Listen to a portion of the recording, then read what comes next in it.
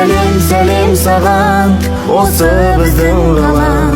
Сені атанаң шексіз армандаған. Қош келдің өмірге, кішкентай адам. О, сәлем, әкешім мен анашым, және әпкетайым асылым. Мен әкешім мен анашымның үлкен махаббаттарынан жаралған кішкентай бақытпын. Әкешім мен анашым, ата-әжем, әпкетайым және бауырларым. Бүгін сіздер менің кім екенімді білетін боласыздар.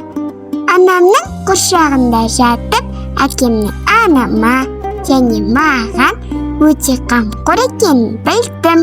Әкешім мені сипалағанда бақытты күйге енемін.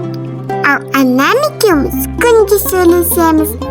Қазір анамның құршағында жатып, әр дауысты, көңіл күйді, мейірім мен махаббатты сезе аламын.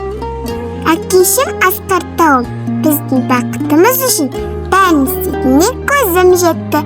Рахмет, әкешім. Сәлеммен болашақ Жасұлан мен Шолпанның.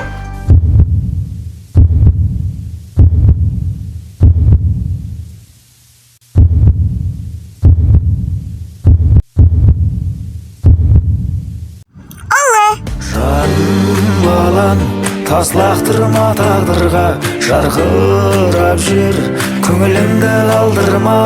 Төрседегі төмендеуге хақым жоқ. Ел тұрғанда артыңда, мен тұрғанда алдыңда.